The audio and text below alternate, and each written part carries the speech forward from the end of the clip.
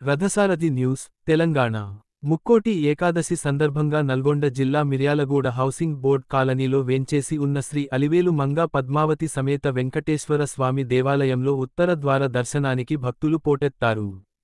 శుక్రవారం తెల్లవారుజాము నుండే భక్తులు బారులు తీరి మరి స్వామివారిని దర్శించుకునేందుకు తరలివచ్చారు. ఈ సందర్భంగా ఆలయ కమిటీ వారు భక్తులకు ఇబ్బందులు కలగకుండా తగిన ఏర్పాట్లు చేశారు. స్వామివారిని దర్శించుకునేందుకు భక్తులు హౌసింగ్ బోర్డ్ కాలనీలోని దేవాలయ ప్రధాన రోడ్డు వరకు క్యూలో నిలబడి మరి స్వామివారిని దర్శించుకున్నారు. దర్శన అనంతరం భక్తులకు పలు రకాల ప్రసాదాలను దేవాలయ కమిటీ వారు అందజేశారు.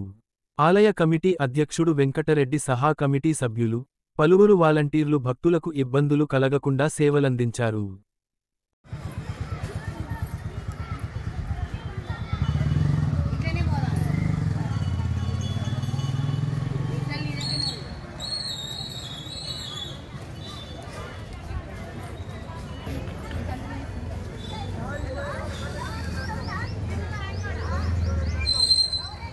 Thank you.